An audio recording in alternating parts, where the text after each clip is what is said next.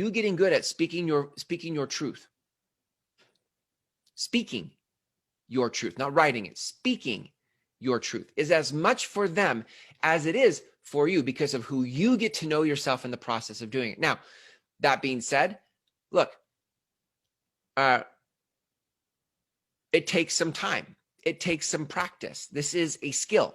I didn't wake up one day and go from being somebody who fumbled over his words to somebody who could speak into a camera. It took some time, some practice, deliberately, and some of it was I turn on the camera on my phone and record, and then think it sounded dumb and start over. And 20 takes later, I still don't have a video I feel good about. But more than that, it was actually sharing a message, sharing my heart with the world publicly through my Facebook feed, my Facebook account. That's how I did it. You could do it through some other means, but Facebook's a great place to start for now. And some of you, like me, will have impossible expectations for what you think each video should be. And some of that is you need to give yourself some grace.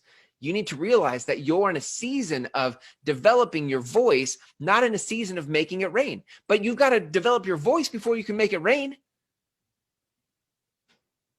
So when you find your voice and then use that voice to share your message, what happens is you start to find your power.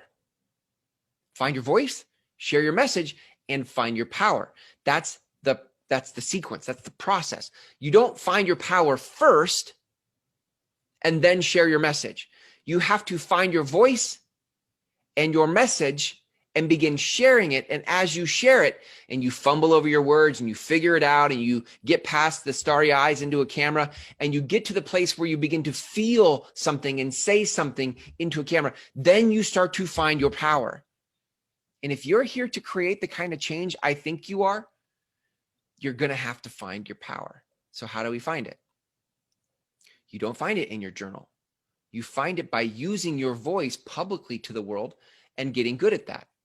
So gang, that pretty much brings us to a wrap here, right? Which is we're in a space of healing in 2020, early 2021.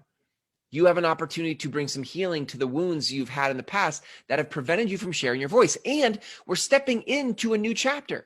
There is a new chapter unfolding with an opportunity for you to move from being misunderstood and then angry about it to learning how to use your voice and getting good at it so that later in 2021, 2022, and the rest of your life, you actually can have access to your power because you found your voice and you shared your message, which brought you to your power. If you guys would like help, finding your voice, I have a free download for you. It's called The Essential Guide to Finding Your Voice. You can go to mygroundswell.com/voice, mygroundswell.com/voice, and you can get the free guide there.